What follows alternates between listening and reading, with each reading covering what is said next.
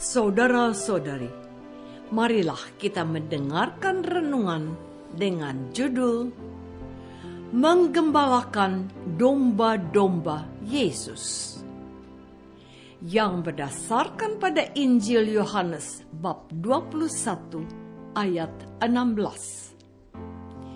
Yesus bersabda kepada Simon Petrus, "Gembalakanlah domba-dombaku." Dalam nama Bapa dan Putra dan Roh Kudus. Amin. Saudara-saudari terkasih dalam nama Tuhan Yesus Kristus.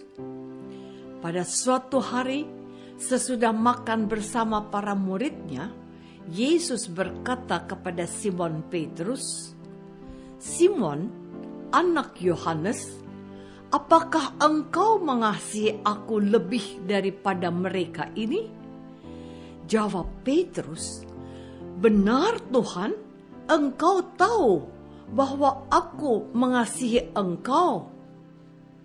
Kata Yesus kepadanya, "Gembalakanlah domba-dombaku." Yesus berkata untuk kedua kalinya, "Simon, anak Yohanes, apakah engkau mengasihi aku?" Jawab Petrus kepadanya, "Benar Tuhan, engkau tahu bahwa aku mengasihi engkau." Kata Yesus, "Gembalakanlah domba-dombaku." Kata Yesus untuk ketiga kalinya, "Simon, anak Yohanes, apakah engkau mengasihi aku?" Petrus menjadi sedih karena Yesus menanyakan untuk ketiga kalinya. Petrus menjawab, "Tuhan, engkau tahu segala sesuatu, bahwa aku mengasihi engkau." Kata Yesus, "Gembalakanlah domba-dombaku. Ketika engkau masih muda, engkau mengikat pinggangmu sendiri, dan engkau berjalan kemana saja kau kehendaki. Tetapi jika engkau sudah tua, engkau akan mengulurkan tanganmu, dan orang lain akan mengikat engkau dan membawa engkau ke tempat yang tidak kau kehendaki."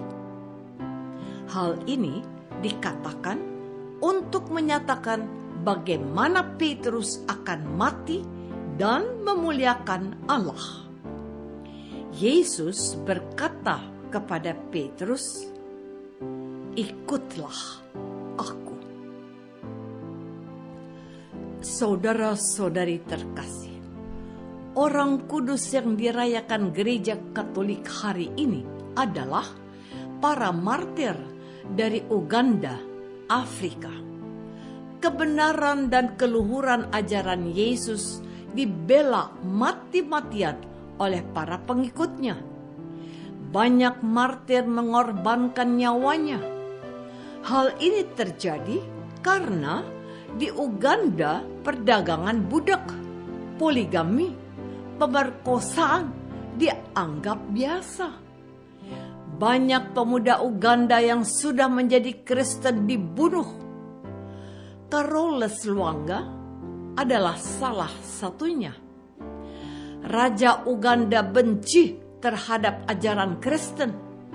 Pada suatu hari raya, mendapati pelayanannya sedang mengikuti pelajaran agama seorang misionaris. Ia menghukum anak-anak Kristen itu. Hal ini sama sekali tidak menggentarkan hati mereka yang rela mati demi imannya. Carolus Lwanga mengajar anak-anak lain. Ia menguatkan hati mereka.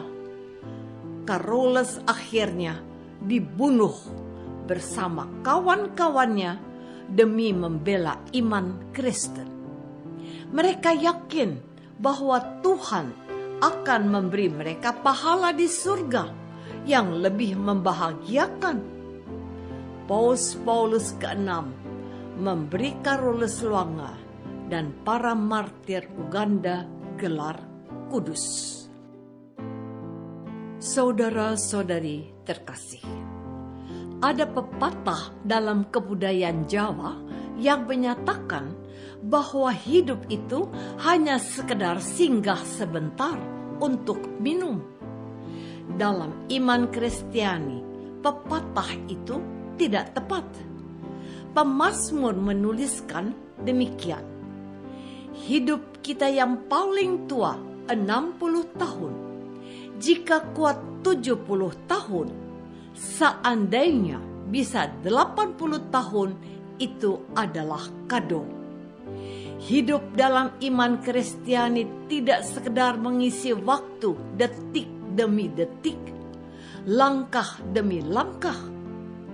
Hidup bukanlah sekedar menyelesaikan urusan alami seperti makan, tidur, berpakaian, melahirkan keturunan. Hidup lebih daripada kepentingan manusiawi seperti bekerja, mendapatkan uang, bergaul dengan manusia lain, memiliki kekuasaan. Manusia dipanggil untuk memaknai hidupnya sebagai bagian dari citra Tuhan. Manusia diundang untuk berkarya bersama dengan Allah, menciptakan dunia ini. Jadi, dunia yang kita tempati ini bukanlah dunia yang sudah selesai sejak diciptakan Tuhan. Kita manusia dipercaya Tuhan untuk menyempurnakan dunia ini. Memang dari segi waktu, umur manusia hanya puluhan tahun, tetapi panggilan Tuhan untuk berkarya mengisi seluruh waktu hidup kita.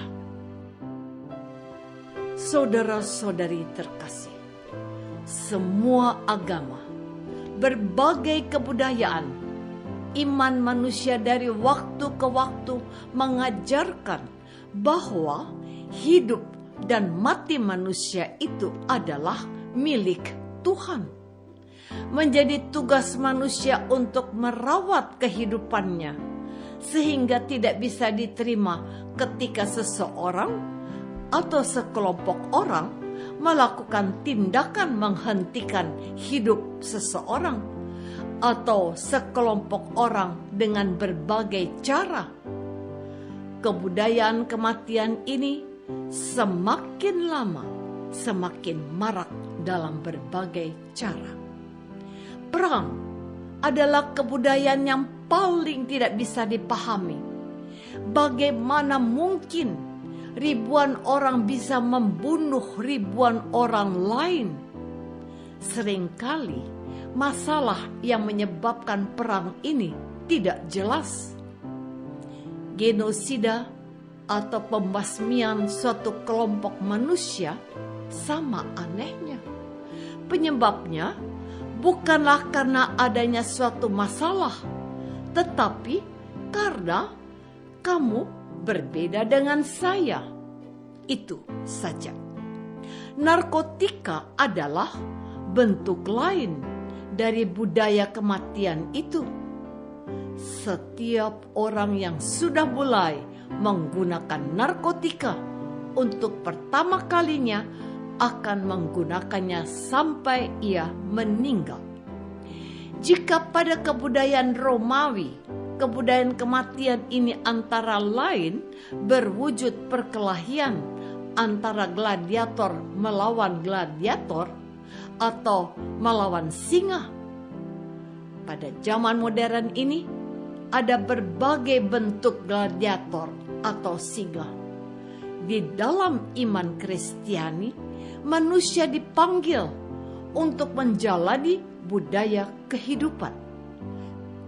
Bahkan kematian Yesus di kayu salib pun demi manusia tetap hidup, tidak mati di dalam dosa. Apakah kita sudah beriman bahwa Tuhanlah penentu hidup dan mati kita? Marilah kita berdoa. Ya Tuhan, Engkaulah sumber kekuatan dan tujuan hidup kami. Ajarlah kami untuk menyebarkan budaya kehidupan, bukan kematian. Ajarlah kami menjaga hidup kami. Syukurlah Tuhan berkenan memberi kami kehidupan. Engkaulah Tuhan kami, kini dan sepanjang masa. Amin. Semoga kita semua selalu dinaungi dan dibimbing oleh berkat Allah yang Maha Kuasa, Bapa dan Putra dan Roh Kudus. Amin. Amin.